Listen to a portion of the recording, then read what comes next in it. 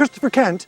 Welcome to Flea Market Mania. We're here at the Berks County Heritage Center in Reading, Pennsylvania. Folks from all around have come to enjoy the 20th annual Berks County Heritage Festival, and they brought their antiques and flea market finds for us to appraise. So come on, let's get started. I'd like to welcome you both to the show, and your name is? Kelly Carlisle. Kelly, hi. And you are, sir? How'd you do? Nice to meet you. What'd you bring me here? That's a shepherd that came from, I called her my Aunt B. It was my grandfather's cousin. And her husband started Romer tours. And he was a concert pianist that traveled all over the world. And as far as I know, I think that came from Germany. It's been around since I remember. I played with it when I was little. And it's an incense burner. It is, in fact, an incense burner. It's a lovely little surprise piece. But you are right. We'll back up a little bit. It is, in fact, German. It's interesting. Do you know when this was acquired? Before I was born, and he died, I'm guessing, at least 40 years ago. So before then. What's interesting about this piece is it is not telling us, has no export information on it whatsoever. Looks like there might have been something there. Good. I'm glad to see that. I can't tell what it is. And it is German. I was going to say it does not age in appearance have any indication that it would be prior to the 19th century, but it is not. It is a 20th century piece, which is great. And what happens is these were very, very popular in Germany, and using them from the little gnomes and pixies and so forth and elves and so forth that Germany was very famous for making, is simply taking it one step further. And these were coming from the Schwarzwälder, the Black Forest parts of Germany, where these were crafted, and they were exported all over the world. And you could either find them as useful little items or purely decorative pieces. Now, my understanding is we hold and pull, and there it is. And the incense would be applied there, and you would put this back on, and the smoke comes out of his mouth. Practical, adorable, absolutely wonderful. All right, we're missing one piece here that we can see, which is this crook here, which will be coming out. All right, that's a given, not a big problem. We have a little bit of the original finish that's wearing off, also not a problem. And I would put this age-wise, maybe just post-Second World War, okay? So we're in the 40s, all right? Late 40s, all right. As an export piece, there's still things, of course, being exported out of Germany at that time, and this is a charming piece. Any idea what the value of this is? No. I must tell you that they are still very much making these figures and figurines now. It is a business that will probably go on until the end of time. But the uniqueness of this as an incense burner and so forth, even though we are missing our crook there, the condition of it is really quite fine. And I would put this at about $50 to $75 for this particular piece. And I thank you very much for bringing it. What a treat. And nice to meet you, sir. That's very nice. Well, before we get back to your walls, let's go to this wall over here. And we got over here, these happy little wood composite deals. And this is made to look like good 18th century French boiserie. You see? And it goes over your door like this, or it can go between paintings, or you can hang it that way if you're really a skewed person. But what they do is with these things is it's a pressed composition, and they have a tendency to put this schmutz on it. You know, like this, they took the soy sauce and put it on and smeared it around. We can do a lot better than that. You know, what you want to find is somebody flipping your yellow pages for someone who does faux finishing. And you could have this grained, you could have this marbleized, you could turn this into sandstone so it looks like it's been beautifully carved. There are a million things you can do about there. So don't think black and white, gray and blue. Think a myriad of different things and get some zip into your life. And I'm talking with? Roger Schaefer. Roger, sir. Nice to meet you. Tell us about these guys right here. Well, these are used on timber framing bournes. They cut the log, it's a big log like it. Right. They rough it out, and then they have to get a good fit in there. So they use this to shave it down, get it smooth, so they can get this. And this, you don't use a mallet or anything. This you have to push. It's done by hand. All done by hand. And these are, listen, isn't sharp, but they're as sharp as a razor blade. And you can just take a hair off of whatever you need. So that log sets flat, in there. And it's used actually to plane in a groove? No, on a flat tell me about surface. this. It's not for a flat surface. Right. So they just take it, push it down, and just take whatever they have to take off. Just Why would this piece have been used as opposed to just planing it right through a plane? I mean, through on the saw. back then they didn't have that. Gotcha. So this was the most state-of-the-art piece that they had at the time. They would saw it out, and then they would take this and smooth it up, so And- they would get a good fit. Right. I'm with you. But using then this, working with the grain, how did you start it? Actually, how did you start it on the plank itself? If you're not hitting it in. Oh, well, you got the block already cut out, Gotcha. where it's the joint. That's cut out rough. All right. And you have to get this in there smooth, so it isn't wiggly or anything. Perfect. Then they have another machine that sets on there, post beam drill. And that drills the hole right down through both pieces when they get them together. And then it's done. And then they take a wooden peg and bang him in there. And it's solid. And it's solid. It's there for... Coming in various sizes, which of these, I mean, the use for this is, well, obviously the same. The slick No, these are just plain chisels. and those are just chisels. But when it comes to this size, then it's singular use, and it's called a slick Slick. to right. make the slick finish on the wood. Right. There we go.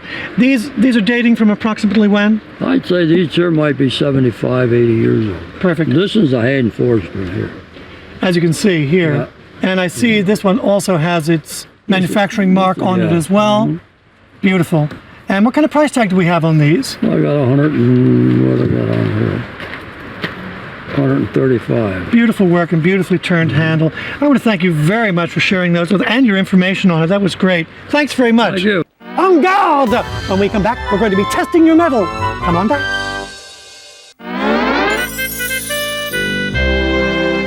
We're back, and I'm talking to, Bob Axelrod from sunny Jupiter, Florida. Jupiter, Florida. Jupiter, Florida. Well done. Not the planet. Not the planet. No. It is intergalactic sort of Yes. part of the world. Yes. Tell us about these beautiful swords, and if we have a little bit of time, we're going to move down All here to right. the walking sticks. Well, let me give you a little, let's start with the most dangerous of all, which has no point on it, as you can see, because Uh-huh. this is an English beheading sword.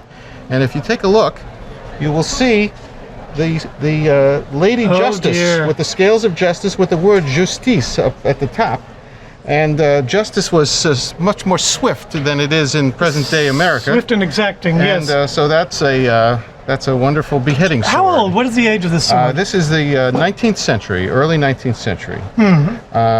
This is a very interesting sword because it's in brass, as you can see, but this is called a basket hilt sword. It's Scottish, and Which was to protect the hand. the idea obviously, exactly yes. was to protect the hand in a sword fight. And this is the end of the 18th century, the very beginning of the 19th century. And this is really very decorative and unusual because the basket goes all the way around. It's a beautiful design. Yes. Beautiful. Now this one is looking much more on parade. This is exactly on parade. This is a gentleman's court sword from Belgium. It has here the crest of the King of Belgium. It's in mother of pearl and it's gold gilded with a beautiful blade, and a gentleman would have worn this to court and the king's presence. And now the blade itself would never have been sharpened. Oh, the blade actually, I mean, Well, that's sharp. theoretically Yes. you could use this for dueling, but I think the gentleman who wore this was more interested in the king's pleasure than... Purely decorative as far as that goes. more or less. This one is looking a little bit rough and ready. What can you tell us This about is this a one? very interesting American Civil War cavalry sword. As you can see here, E pluribus unum and the eagle is here, which tells us that. And on the blade, you can see also the eagle. Beautiful incised work here, yes. E pluribus unum also. And on the other side, US, which would be an indication that this is a northern sword, of course. As a cavalry sword, yes. Exactly. Now, unlike many of American Civil War swords, this one was made the blade was made in Germany, and the sword was put together in England because the American government didn't have enough swords, so they had to commission swords to be made in other parts of the world. I see. And so this would have been worn by a cavalry officer, high-ranking. It's particularly unusual because this basket hilt also has the eagle and the American motto, which is very unusual It is indeed. in Civil War swords. And at $2,500, that's an excellent price for this particular piece. Do you have your credit card? I do. I do, as a matter of fact. Good. The network's going to pay Yes. for everything. Tell me about this one really quickly. English hunting sword, mother of pearl. With the Beautiful. 2 animals here. This would have been taken into the field for hunting, and after the dogs got through with whatever they were doing, This then did the the deed. hunter did the rest. You can see it's incised here with a rabbit. Can you see that there? In here with the rabbit, right there. Hey, look, what do we have? Griffins here? Yep. Incredible. A beautiful piece of work. And the Beautiful. mother of pearl is very lovely, as you can see. Well done. I want to thank you very, very it's much been a pleasure. for sharing these goodies with us. Rather dangerous looking items, but really beautiful. It's been a delight. I'd like to welcome you to the show, sir. And your name is? Rich Stubblebine. Rich Stubblebine. Nice to meet you. Now, do you know what you have here? Or what can you tell me about them? How did you acquire them? All of that good information. Okay, they were my brother-in-law's. He passed away. And they were in the estate, given to me. And all I know about him is that his father was in the Second World War, and he passed them down to my brother-in-law, and my brother-in-law passed them down to me. Okay. Your relative was a soldier and got these in Germany? I don't really know how he acquired them. I don't know Okay. what branch of the service he was in. Okay. My brother-in-law was in the Navy. Because what you have here is you have two German swords, 1 German dress saber, which is also the Nazi symbol on it as well. So I'm not quite sure how he acquired them, but that's neither here nor there. They're all dress swords. So when on parade, you would of course be wearing this. We do have marks on this one and this one as well from the Solingen Steel Company, one of the best steel companies in the world. Finest makers of blades. I know the Wilkinson people will argue with me about that, but in my opinion, you do have some of the best metal involved here. Now these have not been finished off. These were always made for dress and for presentation. They were not actually made for use as a saber. The dress factor on this is very, very fine on the hilts of the swords, and I'm going to turn this one over as well. You will see that we do have the Nazi symbol on here. The swastikas appear on all 3 pieces, and these would have been used strictly by officers within the Third Reich. Decoratively, we'll look at them from that standpoint. They're really quite fine. This is gilded bronze. Here we do have the potentially cabochon ruby eyes on here, but they're probably more than likely not rubies. I'll get my loop out here and stare at these. No, these are foiled backed, and so that they are in fact imitation ruby. However, what we're looking at here is a relatively important collection of Nazi, former Nazi property as far as the Second World War is concerned, and that is a very, very strong form of collecting.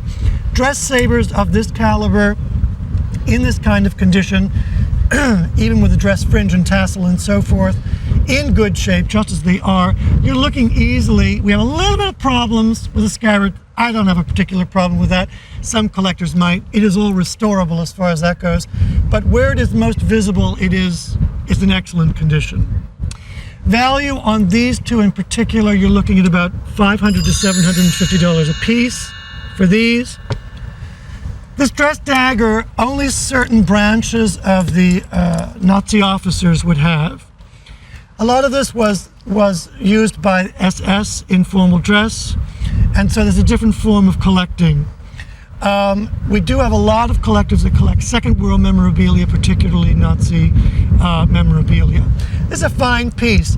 At the hilt, we got a little bit of a problem here at the grip with our silver wiring, which is coming apart. But other than that, the handle itself, which is bone, is very, very good. The base metal is all in excellent condition.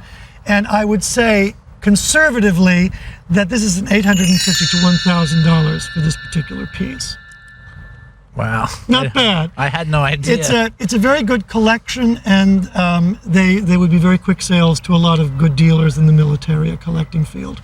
And I want to thank you very much for bringing them to us. Yeah. Appreciate great. it. Sure. Wouldn't it be nice if we had the time to sit around clinking teacups? Or maybe you do. When we come back, let's talk about them. You know, when you're a starting collector, one of the things you want to start with is small. And one of the things I recommend you starting with are teacups. Look at this table, full of different kinds of teacups. You got all different kinds of price ranges here, ages, quality, and so forth and so on. This is a really nice one right here. It's a gold overlay on white porcelain. Very big in Bavaria around the turn of the century, and a little bit before that. But you know, you're going to look to pay about $25 for this. That's a good price for that. And you can either start your collection with just one, or you can start your collection with hundreds. It doesn't matter. Now we've got a variety over here, also nice little English bone china. What kind, what do you want to buy, what kind? It really is what appeals to you. If you don't like this look, and you like something straightforward, maybe something like this over here, which is a nice cream porcelain with a gold band and a monogram on it. Look, it doesn't have to be your monogram, it could be Great Aunt Tilly's, it doesn't matter. You're buying it because it's beautiful, it's a good shape. They come in all different shapes and sizes, as I said. Look at this one here. This is probably done for the Danish market. It is metal, copper, and it's been enameled, and great work inside, a good look. You might want to have iced tea in those because I think the metal is going to get your lips rather hot. Chocolate pots are also a good thing to collect when you're starting out your collection. This is a chocolate pot. Very big, once again, in Germany and Bavaria. And let me tell you, they made sets. They had 1 million different pieces for this. So probably with this chocolate pot, you could get fruit compotes and dessert plates and you name it. Good grief, it had everything. But look at this one. It's a great looking collection. And once again, these cups and saucers are going to go about $25 a piece. Look to spend for about $100 and something on this. So when you're starting out in your collecting as a collector, and let me tell you, once you get started, you're going to get hooked. Start with something small, like a teacup. Happy tea sipping. I'd like to welcome you to the show. And your name is? Catherine Goldsmith. Catherine, nice to meet you. What can you tell me about the pieces of china that you brought in? Well, it's something I admired of my mother's. It's a cocoa set, she said. And she got it for a wedding gift. I take it back to 1915, but I don't know how long. Okay. It would have been in service before that. All right. And this particular piece? That came from her too, and that was also a wedding gift. That one is, I received it in 47, and it was then 32 years old. All right. Okay. Well, we've got a basis to work from here. You're absolutely right. This is a chocolate pot or a cocoa pot. It was not to be used for coffee, although, of course, it could have cross-purposing using as far as that goes. The chocolate pots, for the most part, are the standard straight shaft design, just as this is. Now, we've got a couple things going here with these cups and saucers. They're telling us here, hand-painted Nippon, and you're giving these how much age, approximately? Well, that would be about 1915. Yeah, that works. I would say that these are probably turn of the century. They're a little bit more age than you're giving them, and that's a good thing. The Nippon has been in production for quite a long time, way before the turn of the century as well. And the other good thing about these are it does not have the country of origin on them. I'm not quite sure. We could probably take them back a little bit further than 1900 because they don't have the country of origin marked on the back of the plate itself. But the decoration is very much part of what we call a late Victorian decoration. It's a very broad, very lavish sort of decoration and free form painting on them, and then this very, very fine gilding work on these as well. Highly collectible pieces. Do we have more pieces of No, these at that's home? all I have. This is what you have. Okay. This is a related piece, which is coming from a little bit later as far as manufacturing is concerned. This is probably 15 to 1920s in this time frame for this one. Very similar in its decoration. And this was made exclusively for export. This was never made to be used in Japan as far as this particular piece was concerned. It was made for the European market. So these three pieces we'll appraise those, and then we'll throw this one in as well. You're looking at about, for the set here, at about $225 for this set. This particular piece, which is more or less a companion piece and works very nicely with it, you're looking at about $65 for this one. Now we have a little bit of a change in tone and complexion with this one. This is also from about the turn of the century, if not a little bit earlier than that, but the 1880s, 1890s. And it was done in a style which Haviland and Limoges was doing very, very well at the time. The Germans, of course, were manufacturing theirs brilliantly. And we've got a mark on here as well, made in Germany, of the finest porcelain. Very, very good porcelain. These were open dishes, either for vegetables. They would have had companion pieces. They would have had covered ones with lids and so forth. For this particular piece, as a single item, not as a part of a set, you're looking at about $75 for this particular piece. So you've got a great collection here, and I want to thank you very much for bringing them in. Well, thank you very It's been much. a pleasure. It's Thank you. nice to learn about them. There you go. Catherine Park. Good morning to you. Good morning This to you. beautiful, bracing morning here. Now tell us about your great cookie jars. I love them. You do love them. These I are do. Mostly American pottery, made in the 50s and the 60s. Variety of makers here. It's a big hot collectible. Okay, who are your best sellers here as far as manufacturers here? Well, this is a bestseller, the American Bisque Company. These are American Bisque jars. Brush pottery made a lot of lovely jars. This is a great Cinderella's pumpkin. It is beauty. Yes, thank you. And who did this one? That's a Robinson Ransbottom. That's a funny looking chef, and he also did this one, which was one of Andy Warhol's favorite. Aha! Yes. Andy Warhol's favorite. Now, does that influence the ticket price here? I think it used to, but really not so much Not anymore. so much anymore. Right. Okay. Now, tell me, over the past 5 years, how have you seen the prices flux on these? What kind of flux do we have on them?